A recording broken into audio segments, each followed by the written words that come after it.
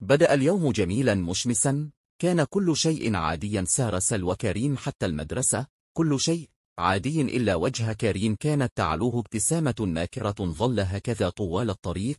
تكلم سلوى قال: أنا سعيد أنك مبتسم اليوم يا كريم، ولكنك تبدو غريبا بعض الشيء.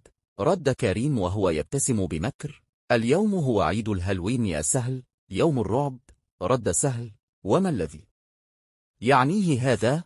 نحن لا نحتفل بيوم الرعب، هو ليس من عاداتنا يا كريم. ثم ما دخل هذا بتلك الابتسامة المرسومة على وجهك؟ رد كريم بغموض: سترى يا سهل في المدرسة ما سبب ابتسامتي وما علاقتها بعيد الهالوين؟ سترى لا تتعجل. رد سهل في قلق: أتمنى ألا يكون وراء ابتسامتك وكلامك سلوك سيء يا كريم. وصل الاثنان إلى المدرسة، وبعد طابور الصباح دخل الجميع إلى الفصل. وأثناء شرح المعلم للدرس رفع الطالب عمر يده يستأذن المعلم في الذهاب إلى دورة المياه. أذن له المعلم في الذهاب وذهب عمر. بعدها بقليل استأذن كريم أيضا في الذهاب للخارج كي يشرب. أذن له المعلم وذهب خارجا في سرعة. وبعد مدة قليلة جاء عمر يصرخ: هناك شبح في الحمام، أنجدوني. شبح؟ قال له المعلم. اهدأ يا عمر، ماذا حدث؟ قال عمر وهو يلتقط أنفاسه بصعوبة: بعد أن خرجت لدورة المياه، وبعد أن دخلت وأغلقت الباب خلفي سمعت صوتا، وبعد أن انتهيت فتحت الباب لأجد شبحا مخيفا يقف خارجا. تعالت الأصوات وعم الذعر بين الجميع في الفصل. طلب المعلم من الجميع أن يلزموا الهدوء وأنه سيخرج ليرى ماذا هناك، وطمأنهم أن عمر من الممكن أن يكون تخيل ما رأى. وفجأة دخل كريم هادئا مبتسما. قال له عمر في لهفة: هل رأيته يا كريم؟ رد كريم في هدوء: ما هو؟ رد عمر بصوت مذعور: الشبح، إنه هناك في الخارج. رد كريم مستغربا: أي شبح لا توجد في الخارج؟ سأله المعلم: هل رأيت في الخارج أي شيء غريبا؟ رد كريم وهو يهز أكتافه: لا، لم أرى شيئا.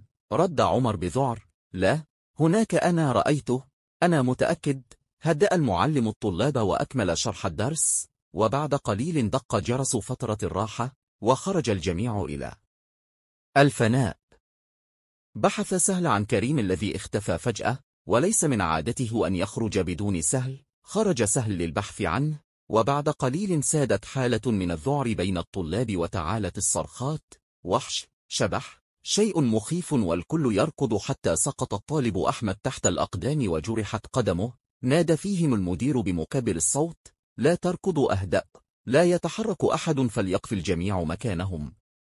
نفذ الجميع تعليمات المدير برغم ذعرهم. نزل إليهم المدير ووقف في المنتصف وقال: ماذا بكم؟ مما أنتم خائفون؟ تكلم الجميع في نفس الوقت، وزادت الضوضاء والهرج والمرج. قال المدير: اهدأوا وليتكلم واحد فقط.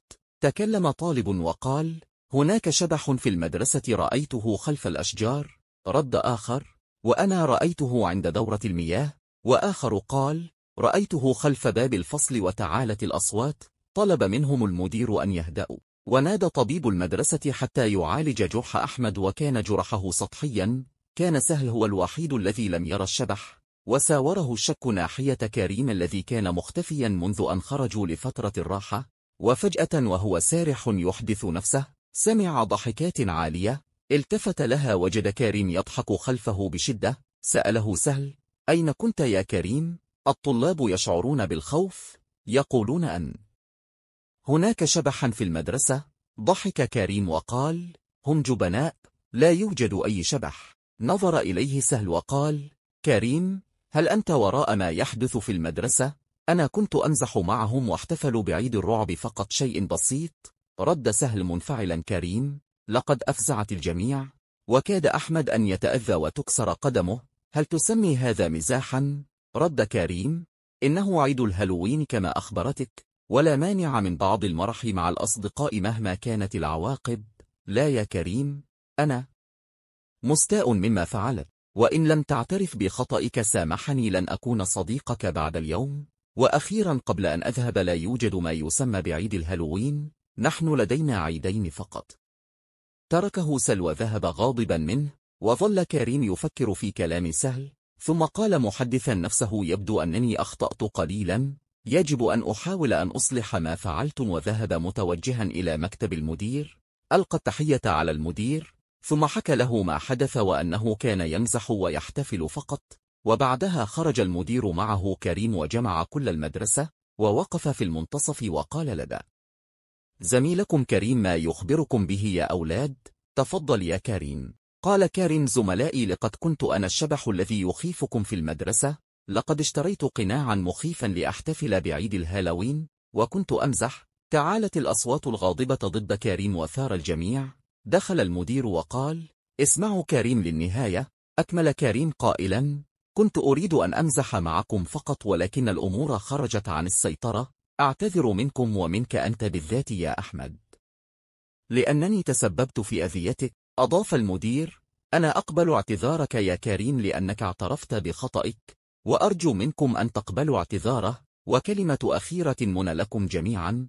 أولا، للمزاح حدود، ولا يجب أن نفزع ونخيف أحدا حتى نمزح ونضحك، فمن الممكن أن يتأذى من هذا المزاح. وثانيا، والأهم، نحن لا نحتفل بما يسمى الهالوين، فهو ليس من عاداتنا ولا أخلاقنا ولا ديننا. نحن لدينا عيدين فقط.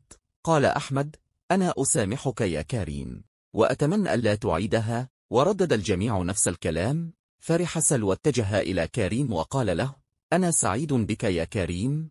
ابتسم كريم وقال: وأنا سعيد بكونك صديقي وإلى جانبي يا سهل. وبعدها مر باقي اليوم الدراسي على خير، ونتمنى أن يحافظ كريم على وعده. نتمنى. وعاد الكل إلى منازلهم، وانتهى اليوم، وغدا يوم جديد، وسنرى ما سيحدث مع سهل وكريم.